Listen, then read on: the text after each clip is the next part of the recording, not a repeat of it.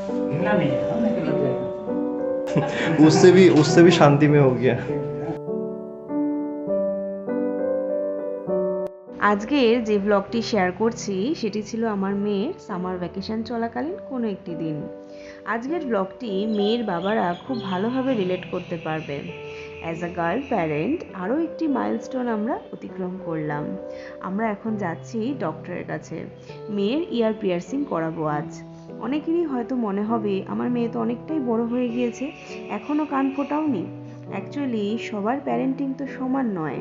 আমি রোহান এমন মা বাবা হতে চেয়েছি যেখানে এরকম কোনো ভাবনা থাকবে না যে আমাদের সন্তান আমাদের জেরক্স কপি হবে, বা আমরা যা পাইনি তা ওকে দেব, বা আমরা যেটা চাই সেটাই ওকে দিয়ে পূরণ করাবো। সেটা একদমই নয়। আমরা চেয়েছি ওর নিজস্ব মতামত থাকুক, ও কি চায় সেটা আগে দেখব। বিগত 2-3 মাস ধরে ও বলে যাচ্ছে যে কান ফোটাবো। হয়তো বন্ধু বান্ধবদের সবারই দেখেছে, তাই ওর মনের ইচ্ছা হয়েছে। তো রীতিমতো আমাদের পাগল করে দিয়েছে। তাই আমরা ভাবলাম এবার রাইট টাইম এসে গেছে কান ফোটানোর জন্য। তাই আমরা সোজা চলে এসেছি ইএনটি ক্লিনিকে। এটি আমাদের মেহসানা শহরেই রয়েছে।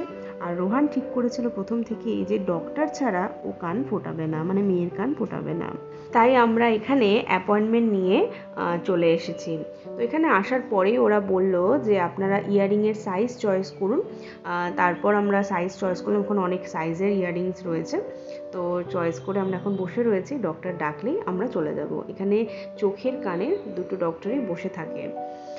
তো আমি তো আমাদের সময়কালের কথা ভাবছিলাম, আমরা তো জানতেই পারতাম না যে আজকে আমার কান ফোটাবে। তো ওকেই কান দেখবো, মাথা দেখবো এই বলে দুপুরবেলা একটু ছাদে ডাকতো, এবং কখন ছুঁচ লুকিয়ে রাখতো এবং সেই ছুঁচ দিয়ে কান ফুটিয়ে দিত। তো দিনকাল কত বদলে গিয়েছে, এখনকার প্যারেন্টিংও বদলে গিয়েছে। তো চলো আমাদের এই সুন্দর যে অভিজ্ঞতাটা আমরা ক্যাপচার করেছি সেটা তোমাদের সাথে আজকে শেয়ার করি। हिलना नहीं है, हाँ, नहीं तो लग जाएगा।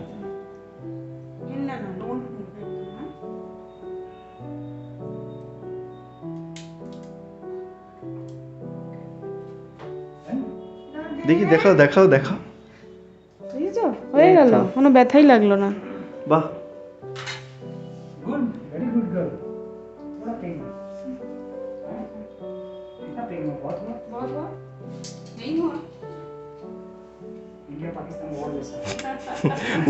उससे भी शांति में हो गया। वैसे तो काफी पेन होता है, but it's very mild. Very good.